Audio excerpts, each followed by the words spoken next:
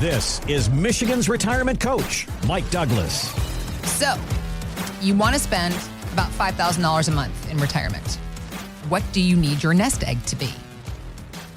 Let's find out. This is Certified Financial Planner, Michigan's retirement coach, Mike Douglas. I'm Heather Branch, here to unpack the questions with Mike, and want to remind you that as we work through this conversation, if you find yourself with questions about creating your own income plan or building your own nest egg, Mike and his team, they're here for you. You can go to michigansretirementcoach.com or just click on the links we've got posted in the show notes. So there's a new retirement study asking if you wanted to spend $3,000 a month or $5,000 or $10,000, how much do you need to save in these different case scenarios? And then the quick information here, if you want to spend $3,000 a month, you need to have saved $300,000.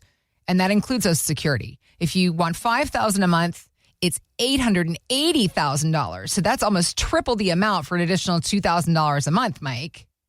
Now, if you're married with two Social Security payments, it becomes much less. Are these numbers realistic? Is it possible to get more income with a smaller nest egg? Is this another example of blanket information that we need to be very careful with? Yeah, I think that it is a cautionary tale, right? Okay. So if you're going to use the rule of 4%, which is what this article implies, right? Okay.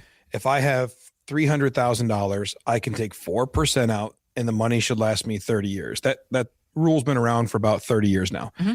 And it's not as foolproof as it used to be, but it's also not the most efficient way. It's not too far from being accurate. However, it's not as foolproof as it used to be. And whenever you talk to someone who's a retirement planner or financial advisor, basically anybody who's not a stockbroker, stockbrokers just sell you portfolios and they don't do any fiduciary level care and work for your portfolio. But if you have a stockbroker, they're going to tell you which investments to buy, not give you true fiduciary advice. But when you're dealing with the retirement planner, a certified financial planner, a true advisor, what they're going to do is they're going to walk you through all the different ways you can get income. Okay. A true fiduciary looks at all the options. And again, in my opinion, the true fiduciary looks at all the options and says what makes the most sense for you. So when you look at retirement income, there's going to be people who tell you all different types of options. You can do an annuity. You can do real estate. You can do structured notes. You can do dividends. You can do a rule of 4%, 60-40 portfolio. Those are all accurate. Mm-hmm. You've got to just figure out what makes the most sense for you and your family. If you come from a world where you love the stock market, you have a high risk tolerance, and you are comfortable with the fact that the market can go up and down and you can roll with it, then you probably want to use a market-based portfolio to build a successful retirement. And you can get more than 4% out if you're willing to take the risk and be okay with that. There's other people, though, who say, listen, I'm 65. I'm done with being hyper aggressive. And I don't mind risking my portfolio, just not in my paycheck. I'd like my paycheck to be more secure. Well, then using something like a structured note or an annuity, the right kind of annuity, not the bad kinds of annuities, those can make sense. And people come in all the time, and as we sit down, or they'll reach out from the program and say, hey, I was just proposed this annuity. What do you think about it? Mm-hmm. And I walk them through what I think. Is it good? Is it bad? Is it whatever? And you can get a good feel for it. But understanding that each family is different and unique, and that there are these different worlds of money who are always trying to sell you. And you just have to be aware of that. So while this numbers of 300,000 or 800,000, those are just using a simple 4% withdrawal rule. Okay. And our life isn't a simple rule. There's stuff that happens. Yeah. There's things that come at you from different ways. Social Security benefits matter. Do I have a pension? Does that matter? What is my health situation? Does that matter? Is there a big age gap in you and your spouse? Because that matters. Mm-hmm. There's a lot of things that factor in. Several years ago, we bought this house, and we used to live out in the country. And when we lived in the country, we had a couple acres, and our property backed up to 2 farm fields. And we had 2 dogs in this house. And when our dogs would have to go to the bathroom in the middle of the night, you would let them out and they'd go outside and they'd go to the bathroom.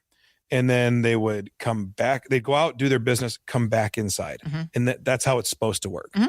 And then in 2021, we moved into a neighborhood. Now, everybody has like 2 acres in this neighborhood, but still it's not up against farmland. We have neighbors. Mm-hmm. And the neighbors all have dogs.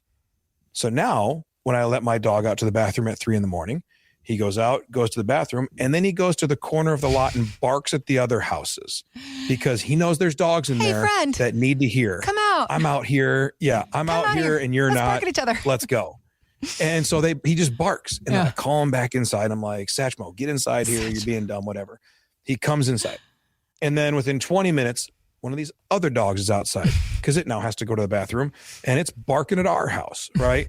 And so where we live, there's our house, our neighbor, and another neighbor. Mm-hmm. And they have a Great Dane. They have a cute little dog. And then we have our little tough guy. He's 16 pounds. He's a Yorkie Shih Tzu mix. Okay. Right. But what happens is these three dogs come out and just bark at each other. And they all have the electric collars on so they can't go into the other yards. And God forbid a jogger comes down the street while they're all outside and they all lose their minds, right? They all gang up on the jogger. They're suddenly all on the same team. Oh, man. If that person's walking a dog, it's like Lord have Armageddon mercy. in our neighborhood. But they all bark at each other because they want you to know that they're the alpha. They're the dog. And again, a big black Great Dane across the street. Super nice dog, super sweet dog. I really like it. But my little white Yorkie Shih Tzu mix barks like he could do something to that dog because he knows the leash won't let him go. Right? He's really trusting the other dog's leash as well. But those are the three dogs. They all act like they're the alpha, but they're none able to do anything about it. They just want to be established in themselves. When you start getting close to retirement age, there are these three worlds of money that bark at you. And they all are saying they're the alpha. They're saying they're the only way to do it, but yet they're all selling you something. Yeah. The first world of money is banks. I love our credit union. I've been at the same credit union since I was 16 years old. So I was on a junior account, and then eventually I got into an adult account. So to say I'm loyal to my bank is a wild understatement. But so we've been there forever, and they will tell you, listen, put your money here. We'll get you some certificates of deposit, which we call certificates of disappointment. And then you will put your money here. You'll get something. We even have an investor here, but they'll probably be a bank manager next week. So don't get attached to them. And then they will just invest your money and they'll keep it here. You say, okay, I can get a CD. Is it safe? Yes, it's safe. Is it liquid? I mean, pretty much. You can get your money out. But if you go to the bank right now and say, give me $100,000 out of my account, they're going to be like, we don't keep that kind of money at the bank anymore. And you got to wait days and all this stuff. So there's the banks. Then there's the Wall Street people. And the Wall Street people will tell you, you know what? The market wins over time, and they're right. 70% of the time, the markets are good in any given decade. That's correct. The market will earn you more than it'll lose you if you leave it in over time. That's accurate. Is it liquid? Yes. Is it safe? No. You can lose it all, but diversify. And if you diversify well, you can eliminate 91% of the risk. Okay, that's cool. What's the negative? There's no guarantees. Right? If the market's down and you're trying to take income out of it, there's some negativity there. It's called sequence of returns risk. So you got the bankers world that's barking, you got the Wall Street world, and then you got insurance salesmen. And the insurance salesmen come tell you, just put your money in annuity and you'll never have a worry ever again. The sun will always shine over your house, right? And everything's this big rosy picture of you put your money in annuity and what could go wrong. And then you say, okay, great. Can I get my money out of the annuity? Yes, it will give you income. But no, like if I want to pull the whole thing out, can I get it? Nope, it's tied up. Okay, well, are there fees? Sometimes some annuities have no fees. Some have 5% in fees. That's crazy. Yeah. And you say, well, I don't want to pay 5% in fees. I just want to build a portfolio. But can you get income? Yeah, you can get really high levels of income that's contractually guaranteed, has no market risk, but you can't get your money out. So there's no perfect world. I don't think that the insurance people are perfect, nor I think they're complete villains. There's bad salesmen who sell you junk and then they run down the road and sell it to the next person. But that's in any industry. That's at the banks. That's in Wall Street. That's in real estate. That's in any industry. There are going to be junk salespeople. Absolutely. And they're not fiduciaries. They are just suitability only. Then you say, all right, well, then I'll go to the Wall Street guys. Well, Wall Street guys act more like stockbrokers. There are very few who will give you the time of day. You call the Fidelity offices, you call whatever, you call the corporate headquarters, you're on an 800 number line, and they're going to sell you some stocks and some stuff, but they won't give you tax advice. They won't give you estate planning advice. They won't help you work through your insurances. They won't do any of that stuff. Why? Because they're a stockbroker. Now, again, I'm not saying that. There are Wall Street people who are good fiduciary level advisors. There are insurance guys who are good fiduciary level advisors. There are bank people who are really, really good people, but they cannot build a successful long-term portfolio for you, in my opinion, because almost everybody who does the portfolios at a bank is then going to get a promotion to go be a bank manager and go do some other job within the bank. They didn't commit their life to being a financial advisor. They hired the bank. They were a teller, passed a license, did this, did that. Like, there's no perfect one. Right. So what you need to do, because it's your money, you need to be able to, when you have this intersection of the three worlds, you have to be able to kind of stand in the middle as a consultant thought process. And that's what we do at LifePlan. That's what true certified financial planners and fiduciaries do. They stand in the middle of the intersection and say, all right, how much money do we want to put in the bank? Because there is a certain amount you should have in the bank. You sleep well at night knowing I got 40 grand in the bank or whatever the number is. Then we need to have that much there. How much do you want in income? Well, I need this amount of income. All right, well, then we can get it from dividends, the market, or an annuity, whichever you prefer. And we choose the one that makes the most sense for you. Not the one that's best for the advisor, not the one that pays the highest commission or the highest in annual fees over the life of the contract. You want the one that makes the most sense for you. So you choose the one that gives you the most income. So maybe something from an annuity or maybe a dividend portfolio. Then how much do we have in the rest of the market? And how do we balance that out for the risk and everything else? There is no one size fits all solution. So you need to be able to have a consultant type conversation with a consultant type fiduciary who says, here's what you pay, here's what I get paid, here's what the portfolio looks like, and here's all the options. Choose the one that makes the most sense.